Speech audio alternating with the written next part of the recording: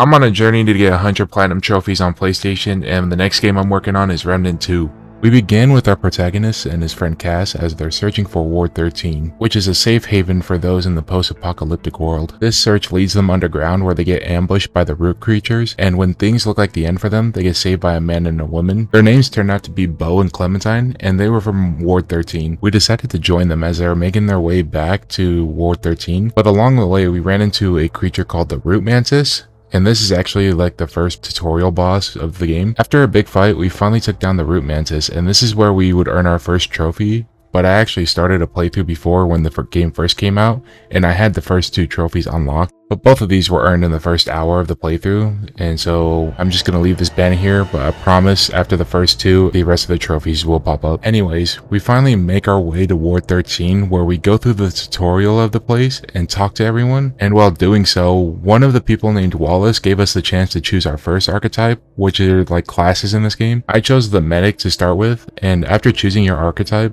you would actually get a trophy right here as well, but like I said, I already had this one unlocked. After talking to everyone, I had to meet with the leader founder Ford and go to the ward gate that led to some underground bunker. As we were exploring the bunker, we found a giant red crystal that Ford decides to touch and then just disappears on us. As soon as Ford disappeared, Clementine reveals herself after she was tailing us, but as soon as she walked up to the platform, he gets yoinked into the freaking crystal by some unknown being. I don't know what's going on with this family.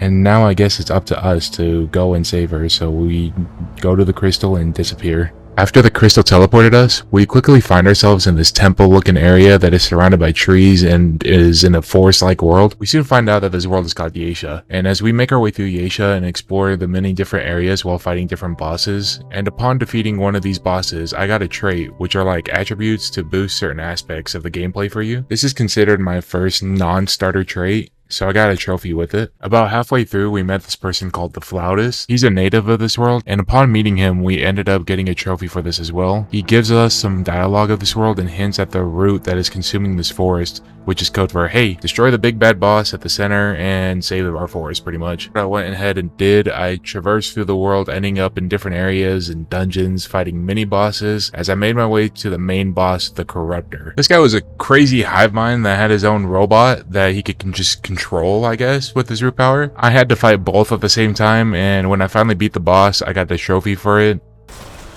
Holy hell. I also got another trophy for defeating my first world boss.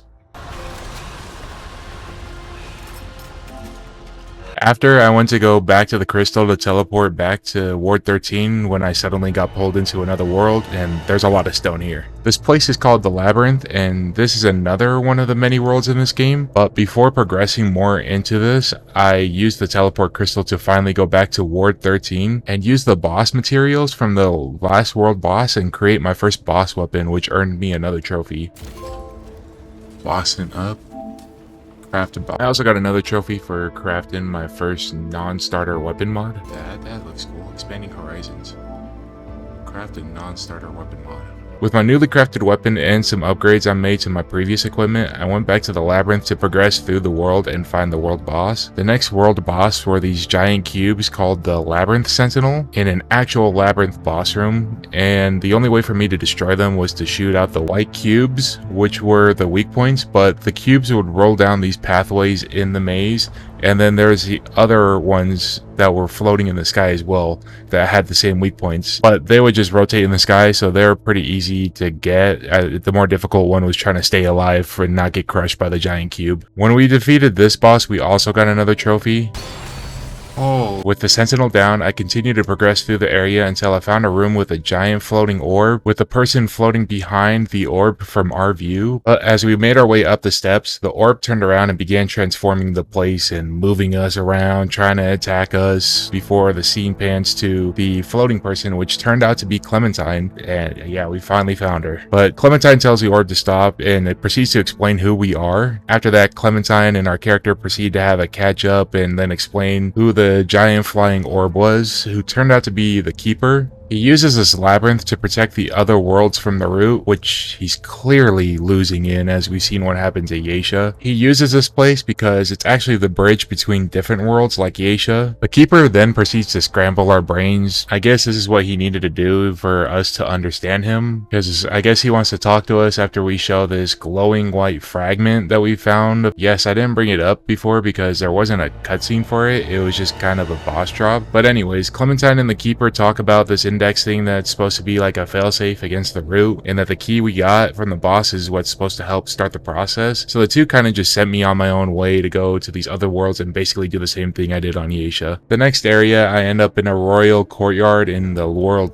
Losum, and there was a palace with a gate at the front of the building that was locked, and it needed 2 keys in the shape of masks to open. So I just went through the side entrance to explore the palace and look for the keys. When I finally found the keys and placed them into the circle on the ground in front of the gate, the door opened. But what I found out from this was that whatever side that wheel on the ground was facing, the gate would be that realm of the area. I decided to go into the darker looking realm first to see what it was, and I found a giant king who was honestly kind of an asshole, but he promised me good loot if I went back, switched the realm, and killed the other version of him in that realm. So I went over there to go see what the other version was like, and he promised me the same thing if I go to kill the first king, but he was less of an asshole about it. Honestly, I just flipped a coin to make my decision, and I ended up attacking the second king, the one that we were already in the same room with, and honestly an insane boss, crazy sword attacks, dashes everywhere, and the whole arena, he had this move where he could cover with sword attacks or whatever, just from the sky down. It was wild, like some Marga shit from Elden Ring. After we defeated him, I ended up getting the trophy for Traitor, and I don't know, maybe we made the wrong choice, but yeah, that was the world boss for Losum, as we also get another segment key for the failsafe, so we could just move on to the next world. But before I did that, I did some exploring so I could get the most loot I could, and ended up in a trippy room that had a giant blue goddess named Nimue, and once talking with her, we ended up getting a trophy just from meeting her. Next, I also got a trophy from upgrading a standard weapon up to level 10, and another one just for getting my traits up to level 10. After that, I made my way back to the labyrinth for a quick detour, as I got a hint from a friend of mine about a secret stash that had armor and a weapon that I could possibly get to help me out in future fights if I wanted to use them. And when I uncovered the stash, I found out they belonged to some guy named Leto, and I also got a trophy for this loot. Finally, with all the prep I've done, I moved on to the world of Narud, where we ended up in some abandoned alien facility that looked like, and I run into a robot that's being operated by someone, and he wants to meet with us, so I make my way over there. And when I meet him, I find out he calls himself the Custodian, and he's asking us for help to save his world or ship. Turns out Narud was a giant ship, or construct is what the janitor calls it, and the Narud just floats around in space apparently. But it's in trouble, and the only way the janitor can save it is by getting access to the core that is hidden away, and it's also protected by the Guardian of Narud. We also get a trophy right here for talking to the Custodian. So I made my journey through this area, trying to find a way to get to the Guardian and the core. During my journey, I got a trophy for defeating 10 aberrations, which were like these random mini bosses that spawned randomly in the areas of the game, and they had this red glow to them, and were also like they had different modifiers. Also got another trophy just for defeating 100 special enemies, which most of the time they were just bigger versions of smaller enemies. As I was continuing to explore, I got another trophy for reaching level 10 with any archetype, which I did by maxing out my medic. I decided to take a break here and go back to Ward 13 to make some changes and upgrades, which also earned me some trophies. The first one I got was from upgrading my relic capacity, which relics have different kinds of abilities they can do. I can't really go into depth about them because I really just kept the first one you kept equipped because it healed my health bar like a flask from like Elden Ring. The next 3 all were connected, and I got them in a short time, one after the other, and this all has to do with the archetypes. So there's the basic archetype, and there's hidden ones that you have to do certain tasks to unlock, and I'm not going to go into depth about them either because I don't know if I unlocked them all in my playthrough. But the first hidden one I got was from talking to this old rambling man named Mudtooth back at Ward 13, and I had to listen to all his random stories that he kept talking about, but honestly I just skipped through them But this is the first trophy, was just for listening to his stories. Not only do we get a trophy out of this, I get a thing called the Gunslinger's Ring, which I had to take to the guy that gave me my first archetype. And this unlocks the Gunslinger archetype, which is a hidden archetype. And that's what the second trophy was finding a hidden one. Now, there's a cool thing in this game where after you max out your first archetype, you have the ability to slot a second one. And so after getting the Gunslinger, I went ahead and just slotted that in so I could have two abilities at once, which is pretty cool. After all that upgrading and exploring, I finally made my way to the Guardian, which was probably the trippiest bot I have fought yet. And there have been some weird ones in this game, but this guy was unrelenting with his attacks, and they had ones that covered the small platform that you had to move around on, or you would get pulled into these black hole attacks that he had that were also on the platform and could explode. Yeah, he was brutal. But after defeating him, the janitor now had access to the core, and we had access to another segment. This is also where we get a trophy for killing the boss as well. After the two worlds we explored, we made our way back to Clementine and the Keeper to turn in the two segments that we got. That seemed to be the last two that we needed to start our counterattack. But first, when I pulled up, we got teleported and found Clementine meditating with her power, and I guess the Keeper? I guess he thought he was better off as a humanoid instead of a ball. But he took the segments to create the index that we must use to completely wipe out the Root and their leader, Annihilation. As we enter the portal that the Keeper created, we end up in Root Earth. I guess in this world, the Root have taken over and they're just everywhere. So the only thing for me to do is just fight my way through the hordes of Root monsters and a few bosses to make my way up to the center where Annihilation is. When we finally make it up there with Clementine and the Keeper, we have a last minute talk before I finally go on to fight him, and he's definitely the most difficult boss I've faced in this game without a doubt, which is expected of a final boss in most video games unless it's a game from FromSoft. But the boss's second phase is what really tripped me up, with this whole arena turning into like a digital field and the obstacles dealing damage and his range attacks that you have to dodge at the same time while still trying to fight. But after a few tries, I was able to defeat Annihilation. He doesn't stay down and is apparently still gearing up to fight. And that is when the Keeper and Clementine tell us that the only possible solution is to reset the system, or in this case, the universe for this game. While this is all happening, the Keeper is hesitant to start the process, so Clementine grabs the index and consumes the Keeper's powers to start the process. So we got to do our best to bait the Root monsters for her and allow her to basically reset the whole system and wipe everything. You're okay? Oh, thank goodness. I was tripping out.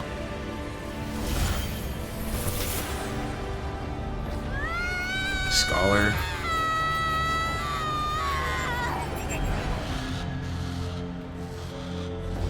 Is she about to die? The freak out, dude, I was panicking.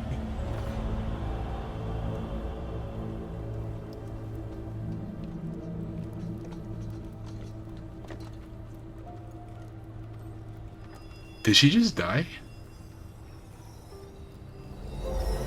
Oh no, she started the reset. Oh shit.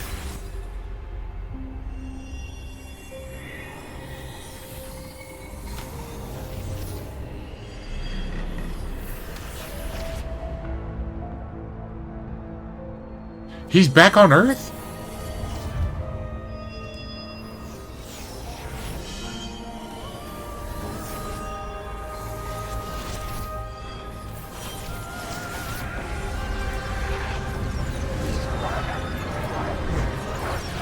That's what I'm saying.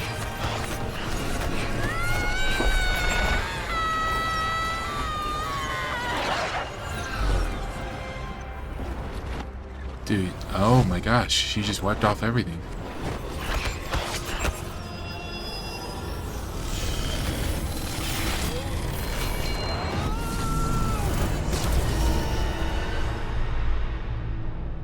Leaving just the index and then the credits roll. Yeah, that ending was different and it was really abrupt, but we got the trophy for defeating the final boss while the cutscenes were happening, so there's that too. With the main story done, we move on to trophy cleanup, which we're about halfway through the trophy list, so it's not that bad. The things I didn't mention earlier was that in the worlds of Yesh, Losum, and Narud, there were 2 different storylines that rolled randomly. so other players may have had a different experience in the main story than I did. But the way to experience these other stories without having to restart everything was the adventure mode, and I think this unlocks after the main story. But what you do with this is like you could just pick which world you want to go in, and then it'll start a new quest, but it's a random roll. So you have a 50-50 chance of getting with the other storyline that you need, or keep rolling for it. You can restart it and roll again. The first one I took care of was the Nightweaver story in Losum. That had me more in the town outside of the palace of this world, but the story took me to an asylum that was haunted by the Nightweaver, who is actually the sister of Nimue, the big blue lady we met in our first playthrough of Losum. But the Nightweaver feeds on nightmares and fears, and when we were making our way through the asylum, we found the Nightweaver's web. I don't know what it is, but we offered a some stone doll we found to it, and we got a melee weapon and a trophy from it, so I mean, I'll take it. After that, I moved on to the Nightweaver and just fought her to get the trophy. Here we go. After Losum, I went back through Yeisha for the Ravager questline, which has us encounter a corrupted wolf deity and gives us the choice to either fight the wolf to stop him or kill his counterpart, the red doe that he has trapped.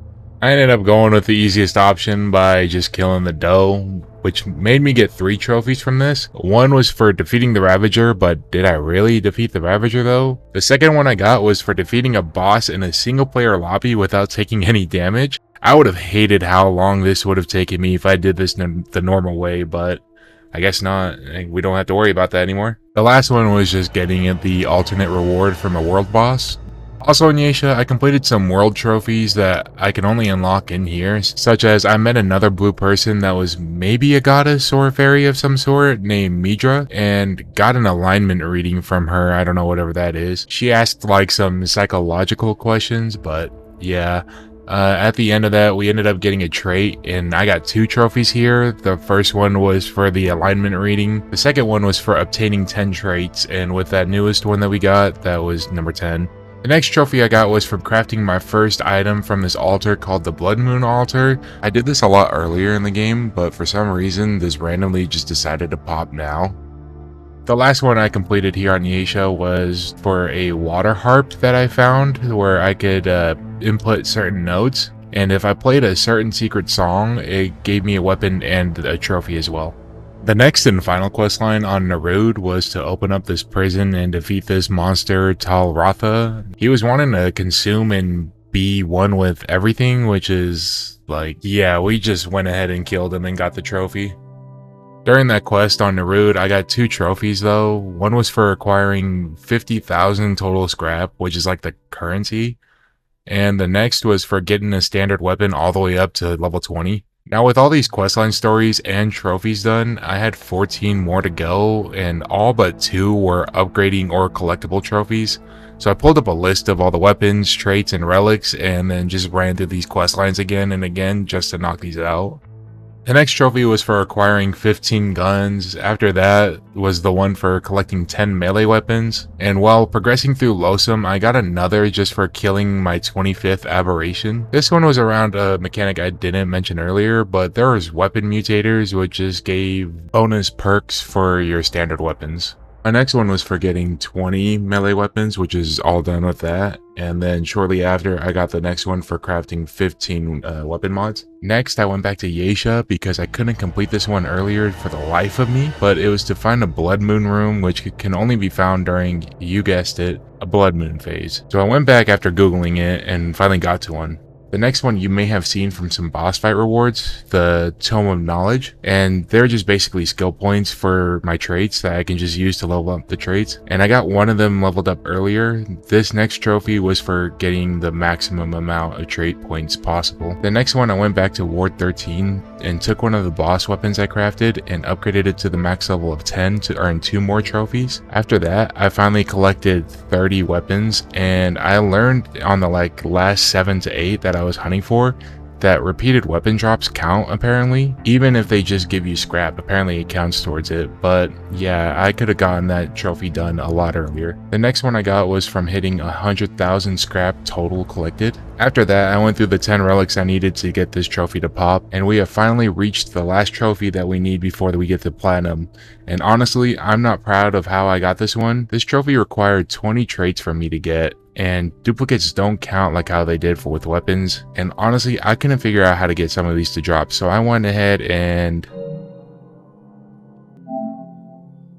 yeah, I bought the DLCs. They really just add one more quest line to each of the world, but honestly, they add more traits, and I had to do it. And the last trophy finally popped when I killed the final boss of the Dark Horizon DLC, because that one dropped a trait. So yeah, there's the Platinum Trophy for Remnant 2 and the conclusion of our journey. Honestly, this game was a lot more fun than I remember, and I'm glad I went back through this game to fully experience it. I don't know where they could go with the third one, but I'd like to see with third game maybe, or I should probably go and play the first one before I say this, but yeah. If you guys enjoyed the video, go ahead and hit the like button, subscribe, and let me know what game I should do next.